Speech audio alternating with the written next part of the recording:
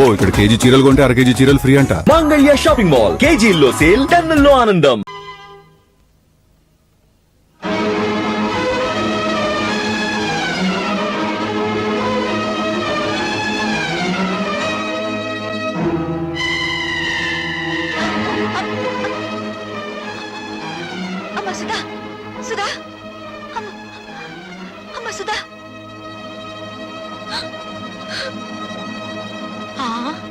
కళ్ళు తిరిగి పడిపోయిందంటే బహుశా నెల తప్పిందేమో. అమ్మని మొగుడొదిలేశాడు, కూతురు చెడిపోయింది. ఆపండి. ఆ సూరిబాబు సుధమ్మను పొద్దుకూకి నాకు ఎత్తుకుపోతా ఉంటే మా ఎర్రబుజ్జి చూసింది. చెప్పవే. అవునండి, చీకటి గొంతులో ఆ బాబు ఎత్తుకుపోతుంటే నేను కళ్ళారా చూశాను. బావే, వాళ్ళిద్దరు ఆ గదిలోకి వెళ్ళడం నా కళ్ళారా చూశాను. అబద్ధం. గుడిసెలో ఉంటున్న దాని మాట గౌరవించి నేను అబద్ధం చెప్తున్నాను అనుకుంటున్నారా? మేడల్లో ఉండే వాళ్ళ గుడిసేడు పుత్రులు ఉండకూడదేంటి? ఏం కూర్చావురా? ఇప్పటిదాకా మీరు కూసిన కారు కూతల కంటే తప్పుడు కూతలేం కుయ్యలేదు వాడు. రే సూరిగా, 24 గంటల లోపల డబ్బు కట్టకపోతే బుల్లబ్బాయి బలైపోతాడనుకున్నాను. ఇవాళ నువ్వు చస్తావనుకోలేదు. వాడి మీద చేయి పడితే శవాలు లేస్తాయి. చేసిన తప్పు ఒప్పుకోకపోతే మీ శవాలు కూడా మిగలవు, బూడిదే మిగులుతుంది. ఏంట్రా కూర్చుంది నిన్ను? మర్యాదగా అందరూ డిస్పర్స్ అవ్వండి. మీరు కాల్చి చంపిన నిందపడిన నా చెల్లెల జీవితం తేలందే. ఇక్కడి నుంచి కదిలే పని లేదు. అంతే. కలెక్టర్ గారు ఫస్ట్ క్లాస్ మ్యాజిస్ట్రేట్ తో సమానం. రేపు ఆయన సమక్షంలో విచారణ జరుగుతుంది.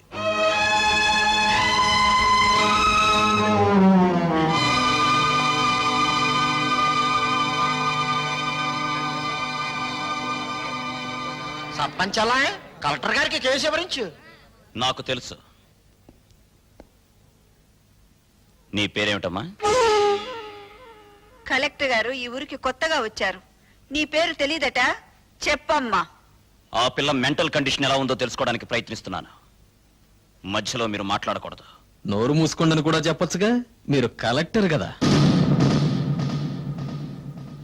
చెప్పమ్మా, నీ ఇష్ట ప్రకారం వెళ్ళావా? అతను బలవంతంగా తీసుకెళ్ళాడా? నాకు అతనితో పెళ్లి చేయించండి.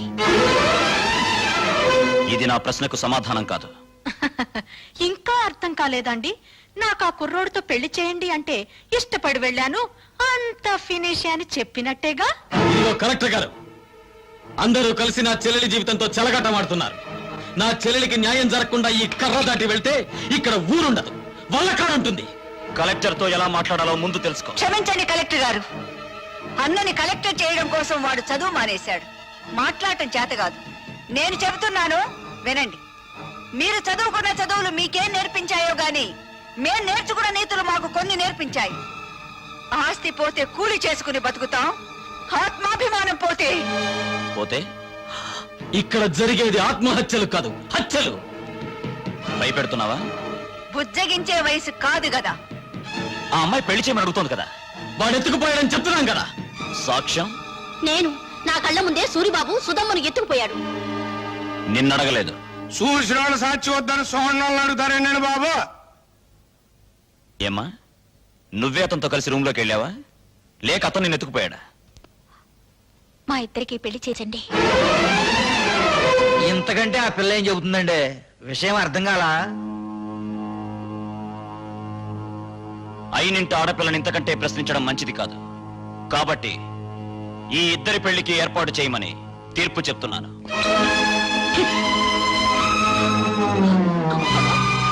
బాబాయ్ బాబా, ఆయన మొత్తకాన్ని తీర్పు చెప్పేసి వెళ్ళిపోతే సరిపోతేటండి. నా కొడుక్కి 5 లక్షలు కట్నం ఇవ్వాలి.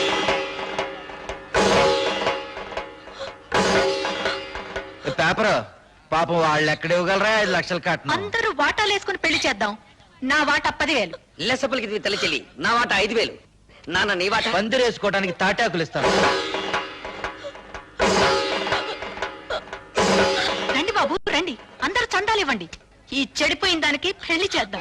నా సంత 30 రూపాయలు, నా 50 రూపాయలు, నాది 40, నా సంత 60 రూపాయలు, ఊళ్ళో తలెత్తుకోకుండా చేసావు కదా. వాళ్ళకి చెప్పడం ఇష్టం లేకపోతే నాకైనా చెప్పొచ్చుగా సుధా, సూరిబాబు అంటే ఇష్టమని. చేసిందంతా చేసి ఇప్పుడెందుకు ఏడుస్తావు? 5 లక్షలు ఎక్కడి నుంచి తేవాలి? నిన్ను గోదావరిలో తోసి నేను దూకాలి.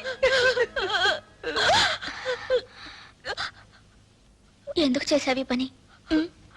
నేను చెడిపోలేదు.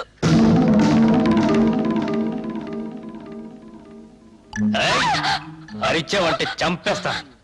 నువ్వు అక్కడే కూర్చో, నేను ఇక్కడే కూర్చుంటాను. ఏయ్!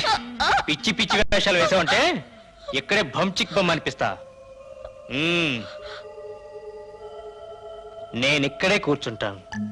మీ అమ్మ, ఊరు జనం అంతా వచ్చిన తర్వాత గొడవ జరుగుతుంది కదా, నేనే వెళ్ళి తలుపు తీస్తాను.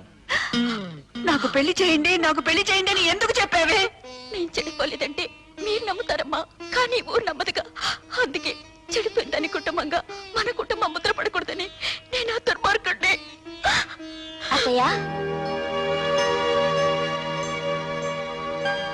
సుధ చెప్పింది కరెక్ట్ అత్తయ్య. పెళ్లికి ఏర్పాట్లు చేయండి, మిగతా డబ్బు రేపు తీసుకొస్తాను. ఆ రోజు నా కొడుకు నిన్ను పెళ్లి చేసుకోబోతున్నందుకు బాధపడ్డాను. ఈ రోజు నువ్వు ఆ వెధవని పెళ్లి చేసుకున్నందుకు బాధపడుతున్నానమ్మా. పర్వాలేదు అత్తయ్య, పెళ్లికి రెడీ చేయండి. ఇంకా పెళ్ళేంటి? ఆ సూర్యగాడిని రచ్చబండ దగ్గరికి తీసుకొచ్చి పచ్చడి పచ్చడి చేసి ఈ నిజం చెప్పిస్తా. ఆగు బాబు, పుట్టలో పాములాగా కొంపలో నేనుండాను కదా, ఉపాయం ఏదో నా చెవిలో పారై అపాయం సంగతి నే చూసుకుంటా.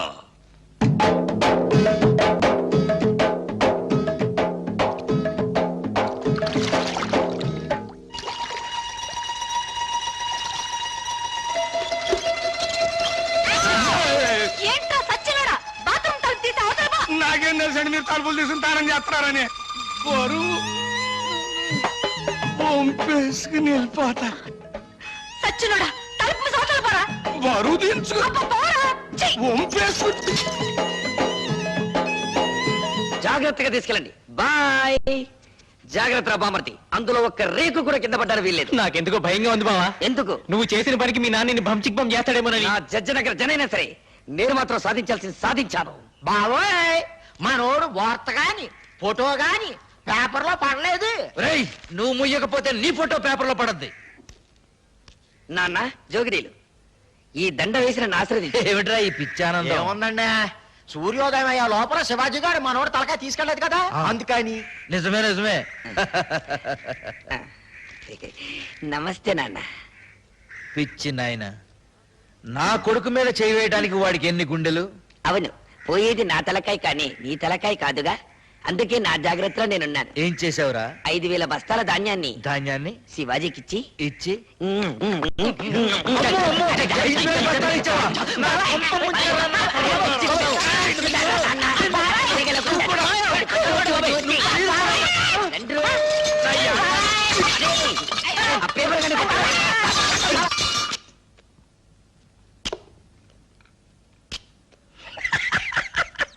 ఏమిట్రా?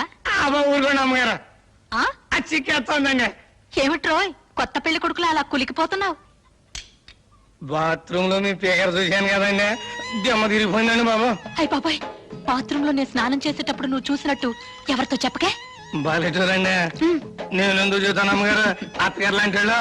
అదేంట్రా, అత్తగారేంటి అమ్మగారు అల్లావు? ఆ ఊరుకోండి, మీ పేకర చూసినట్టు ఎవరికి అమ్మాయిని పిల్ల బుద్ధి అవుతండి, అత్త అని పిల్ల బుద్ధి అవుతుంది. చాలే ఊరుకోరా. ఆ, ఇక్కడేమో ఇలా మాట్లాడతావు, అక్కడేమో వాళ్ళ తరఫునే సాక్ష్యం చెప్తావు. సచ్చినోడా. నాకేం తెలుసు అండి, ఎర్రబుజ్జి ఇట్లా చేస్తున్నానే, పాపమ్మ గారు ఒప్పుకోబట్టి సరిపోయింది. ఇంకా నయమండు మీతో తగ్గు పెట్టుకోలేదు. కుర్రోడైనా ఆ కలెక్టర్ భలే తీర్పిచ్చాడు కదా. ఆడో కళాస్ చదివినండి, నాకేం తెలుసులండి, ముందో కళాస్ లాగేసండి మీరు.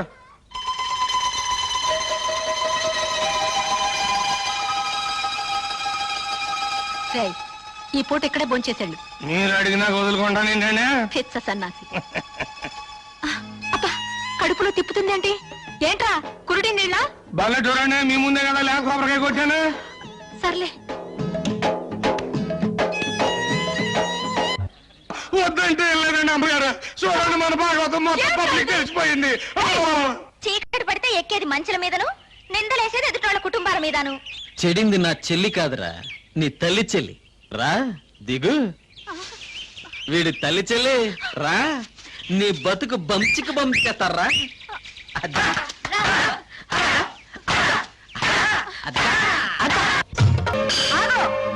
ఈ నా కొడుకు నాటకవాడి. నాటకమా? ఏ, నా కూతురు సూరిబాబుతో గదిలో నుంచి బయటికి రాగాలేంది, నీ పెళ్ళం పాలేరుతో మంచం మీద కనపడితే నాటకం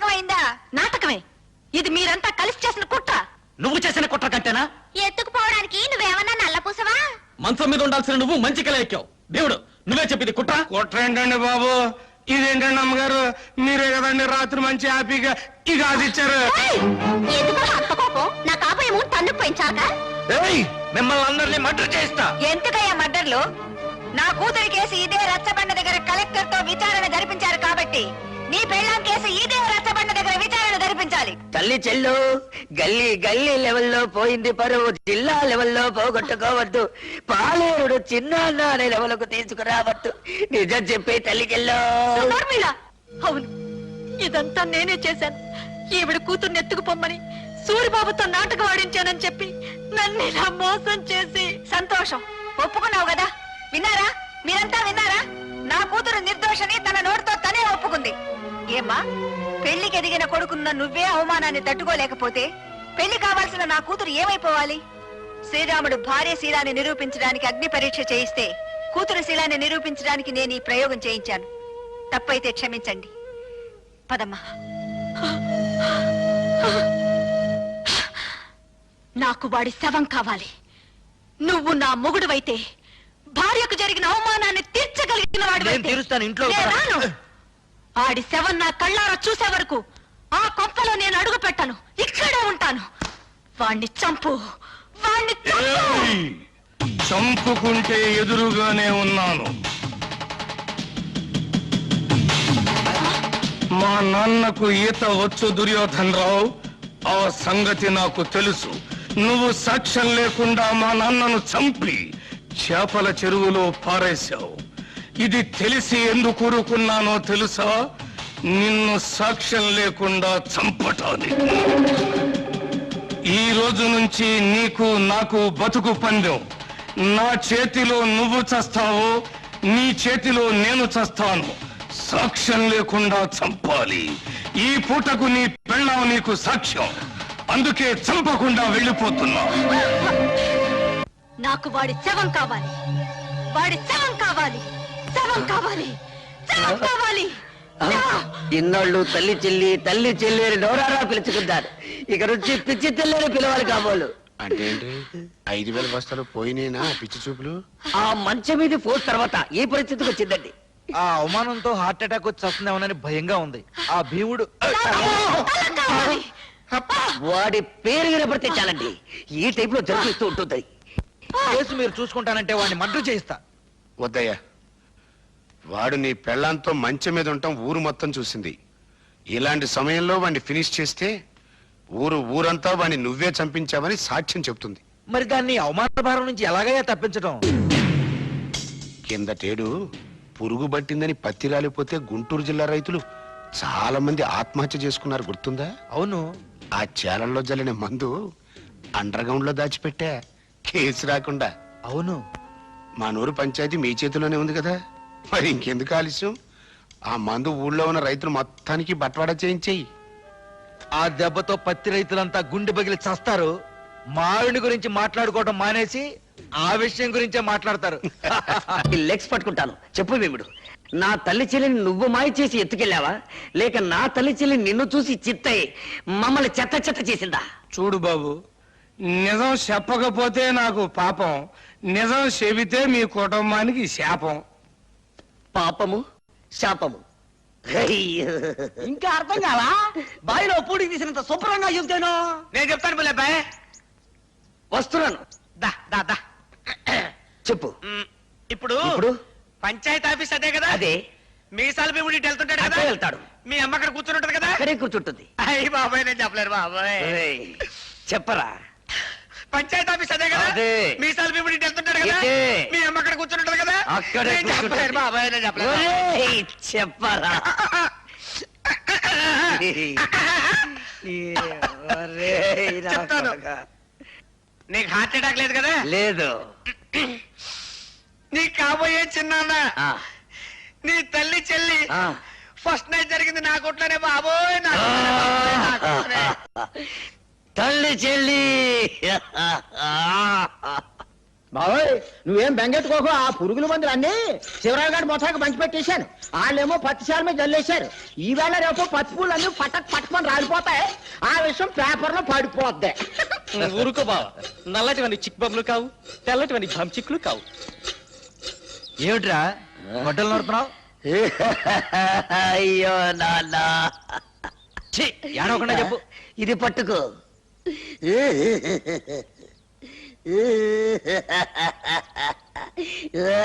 అయ్యో, ఏమిట్రా ఈ పిచ్చి వేషాలు?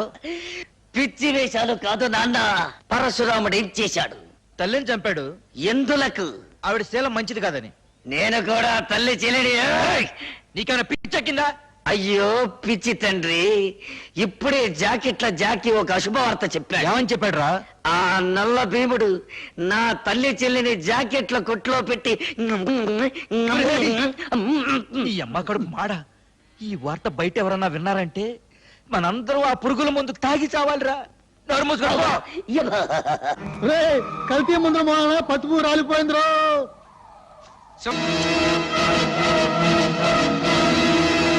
ఆర్తనాదాలా, హాహాకారాలా?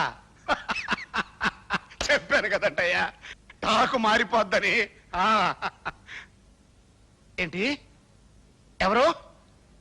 వాళ్ళతో పాటు చచ్చిపోయింది ఎవరయ్యా? నీ తమ్ముడు.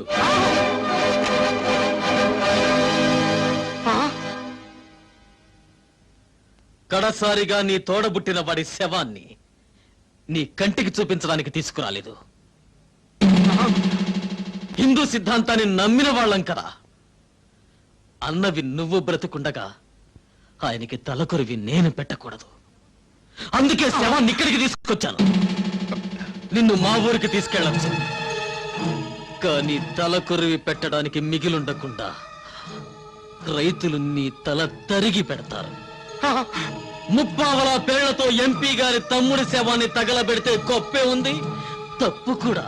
అందుకే ఎక్కడెక్కడి నుంచో తెప్పించుకున్న గంధపు చెక్కల సామానంతా ముక్కలు చేసి పేళ్లుగా మార్చి చితిని పేర్చి తగలబె.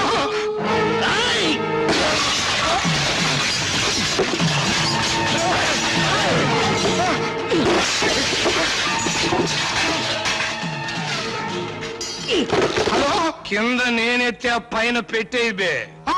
పైన వీర శివాజీ దెబ్బ, కింద నల్ల భీముడి దెబ్బ. ఏది బాగుంటుందో నువ్వే తేల్చుకోరా నీ అబ్బా.